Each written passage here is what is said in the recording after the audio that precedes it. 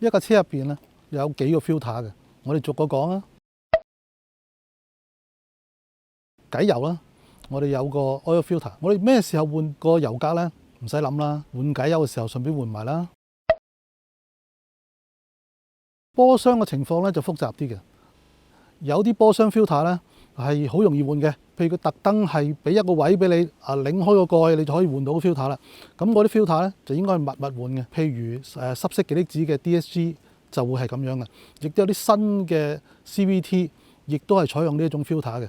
簡單嚟講，個 filter 咁容易俾你換，就肯定係需要你成日換嘅。咁你就按照嗰個換波箱油嘅時候，順便換埋佢。咁但係有啲係複雜啲嘅，我哋叫做過濾網啊，波箱底嘅過濾網。咁通常咧就喺啲傳統嘅自動波裏邊會有呢一種過濾網。呢種過濾網咧換油嘅時候係換唔到嘅喎，你要拆開個油底殼先至可以換到嘅。咁呢一種咁嘅過濾網咧，我哋就唔建議你作為常規保養嘅一個部分，因為呢個咧根本上係一個維修項目嚟嘅。點解會係咁呢？嗱，你首先你拆個油底殼咧，其實係一個唔大唔小嘅工程嚟嘅。有好多油底殼咧都係落咗膠水嘅添。你淨係拆咗個殼啦，鏟膠再加翻膠咧，唔單止費時失事，仲會引起咧額外嘅風險添。第二就係呢一種咁樣嘅過濾網咧，佢個 size 咧係等於成個油底咁大嘅。咁你可想而知咧，其實佢個過濾功能咧係好大嘅。你要嗰啲污糟嘢要塞滿晒嗰個網咧，其實真係唔係咁容易嘅喎。咁呢一種咁嘅設計咧，係真係可以話係 lifetime 嘅。只要你勤啲換油，嗰個波箱濾網咧係唔會有機會塞嘅。到你下一次真係唔好彩要修你個波箱、拆個波箱底蓋嘅時候，先順便換都唔遲。風格咧就係要嚟過濾咗啲空氣，先至進入個引擎裏邊燃燒。如果你帶埋啲沙沙石石入去個引擎嗰度咧，引擎就當然好快壞啦。咁風格我哋通常幾時換咧？好多時候都係換油嘅時候咧，就順便換埋嘅。咁我哋話過啊嘛，半年之內你點都換一次偈油㗎，就順便換埋風格啦。因為只係100幾十啫，但係對你個 engine 嘅 performance 同埋長期保養咧，都係非常之重要嘅。燃料過濾器咧，我哋分兩種嚟講啊。如果你嗰個係柴油車咧，你嗰個更換就必須要完全遵守說明書嘅指引，因為柴油個壓力泵同埋個柴油個噴嘴咧個設計都係非常之精密嘅。如果你嗰啲燃料有任何污糟嘢走咗入去咧，咁就會壞㗎啦。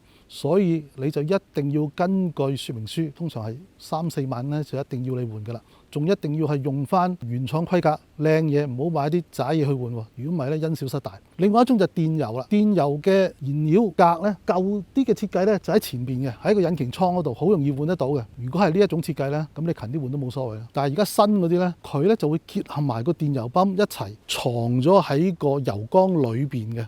咁呢一類嘅電油 filter 咧，你要換咧個工作量都唔少嘅。spec 咧好多時候都係話10萬8萬公里就建議你換。咁但係好多人咧都係一路用到佢開始感覺有少少塞先換。點樣為之塞咧？最常見就係話你平時揸車冇嘢嘅，突然間做一下全力嘅急加速咧，架車咧有少少窒油唔多去，咁呢個情況咧多數都係個電油格有啲污糟，咁就要換㗎啦。咁我哋以前亦都拍過一集專門講冷氣咧，介紹個冷氣 filter 係應該點樣保養、點樣換嘅。大家可以有興趣睇睇啊！但係簡單嚟講，我建議你1年之內你都應該係換咗個新嘅冷氣格㗎啦。大家都聽過火嘴，以前啲人成日話換火嘴嘅，因為咧以前啲火嘴2、3萬米就要換，但係而家嘅火嘴咧用咗 Iridium 用 E 材質火嘴之後咧，基本上係10萬公里先至需要換。但係如果你唔好彩，真係喺呢個週期裏邊，其中一啲火嘴壞咗，你會感覺到點嘅咧？咁通常你就唔會咁唔好彩一次過一齊壞晒噶嘛。壞火嘴梗係其中一支壞先㗎。咁如果其中一支壞，你個感覺就係怠速嘅時候特別震，我哋俗稱咧就係所謂唔夠盤咁樣。但係你俾啲油轉速高咗咧，又好似好翻啲喎，跟住收翻油跌翻落去怠速又震咧，咁我哋呢個時候就懷疑會唔會係其中一支火嘴壞咗咧？電池咧學問比較多嘅，我哋常用嘅係鉛酸電池，而家多數都係免維護嘅。免維護嘅電池，佢話死就死噶嘛。最好嘅方法就梗係預咗去換咗佢啦。幾時換一個電池咧？嗱，鉛酸電池好怕熱嘅。如果你架車經常係泊戶外，日曬雨淋咧，我建議你2年之內就應該考慮下換電池。如果你架車成日都係泊室內，就可以考慮下3年。咁但係你有時會唔捨得噶嘛，個電池，哎呀好地地，我點會換咗佢呢？就係因為咁樣啊！我夠膽講呢，所有嘅車主100%都經歷過撻唔着車、冇電呢一個咁嘅環境。咁所以我哋一定要做 preventive maintenance， 未壞之前要換咗佢。咁我哋有冇啲好啲嘅辦法去度下個電池究竟而家狀態點呢？嗱，你可以去買一個專用嘅度電池功能嘅錶啊，係真係淨係度電池功能嘅啫。咁但係我哋又唔係開車房，冇理由為咗一件事情就買個專用架撐啊嘛。咁咪擺到成屋都係。咁我哋可以考慮一下有啲通用嘅工具嘅，譬如你屋企可能會有人萬能錶都唔定啦，度下電壓啊，度下電阻啊，度下電流。你可以用個萬能錶去度個電池嘅。正常一個電池咧，每一個 cell 咧應該係2.1伏嘅，所以咧佢最好性能嘅時候咧就應該係12.6伏。如果超過12.6咧，其實係多得滯㗎。咁我話會唔會個電池就嚟死嘅時候，個電壓得翻10伏啊？咁又唔會嘅喎。個電池差唔多死咧，個電壓咧其實跌唔到好多嘅。我哋要用萬能錶去度個電池嘅狀態咧，方法就係咁嘅，督住個電池嘅正負極，然之後去撻車。咁你睇個電壓跌落嚟咧，跌剩幾多？喺個 Cold Crank Current 啊 （CCA） 嗰個 definition 咧，就係話我哋俾到電流嘅車嘅時候咧，理論上咧我哋應該仲有7伏嘅。咁但係當然我哋唔會用到咁極端嘅。我哋正常判斷一個電池仲係咪好健康咧？我哋一撻火嘅時候，如果你見到嗰個電壓仲係有10伏咧，咁個電池咧都仲係 OK 嘅。但係如果電壓跌到落去8伏、9伏咧，你就考慮下要換個電池啦。咁換電池咧，亦都係需要有啲嘢考慮嘅，就係你換電池只可以換一個水平級數比你而家呢個係一樣或者較高嘅。你唔可以用一個高級咧換一個低級，咁就好容易出事啊。電池嘅分類咧有好幾種嘅，包括大家最常見、最通用嘅鉛酸電池啦。鉛酸電池分2種嘅，係有入水，呢個係免維護，但係都係鉛酸電池。鉛酸電池對上咧一種咧就係叫加強型嘅 EFB，EFB 再對上咧有一種更高級嘅就係 AGM。水撥咧睇到好似好簡單咁，但係其實水撥喺安全嚟講咧佔一個重要嘅角色。突然之間落雨，冇咗水撥或者水撥越抹越花咧，都幾危險下嘅。一個水撥嘅壽命應該係幾耐咧？老實講啊，其實叻嘅都係講緊1、2年嘅。如果係普通嘅半年至到1年壞咗咧，你都唔好怪佢喎，係正常嘅。喺水撥嘅維護裏邊，我哋有啲咩要注意咧？你抹到花咗先至去換咧，咁大多數人都係咁嘅，都唔係一件壞事嚟嘅，因為換水撥係好簡單，周圍有得換。但係當你個水撥換咗冇幾耐，抹極都係花。咁你就可能考慮下，會唔會係個水撥嘅問題喎？可能你揸車嘅地方好多貨車、好多貨櫃車，成日嗰個死氣喉裏邊咧，都噴咗好多油霧出嚟。嗰啲油霧黐咗喺你個玻璃面嗰度咧，乾咗咧係非常難搞嘅，洗車係洗唔到嘅。嗰個油膜就會令到你個水撥跳。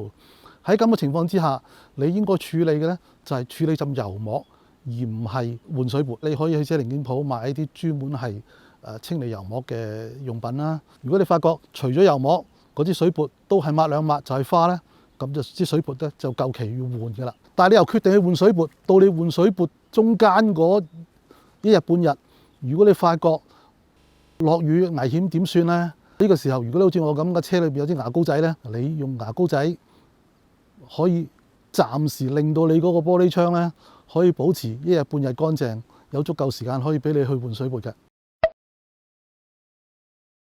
車裏邊咧，其實用膠做嘢都幾多下喎。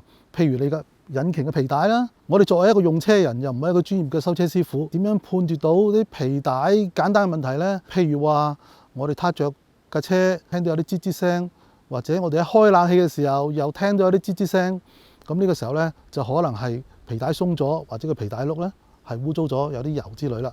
但係引擎嘅皮帶呢，係屬於一個專業嘅檢測，我哋未必搞得掂嘅。咁我哋喺定期嘅保養維修檢查嘅時候呢，就應該請啲師傅幫你睇一睇嗰條皮帶有冇裂啊，有冇鬆啊。如果有嘅話，就要處理嘅，因為一條皮帶嗰個壽命其實亦都係10零萬公里就要換㗎啦。汽車裏邊咧，其中一樣嘢同安全好有關，亦都磨損得好快嘅，就係 brake 皮啦。較早前我哋拍過2套片，專門講 brake 嘅，其中咧有個環節係講 brake 皮嘅壽命同埋更換嘅，大家可以參考一下啦。咁但係簡單嚟講，brake 皮嘅檢查一定係要拆碌嚟睇先至係最準嘅。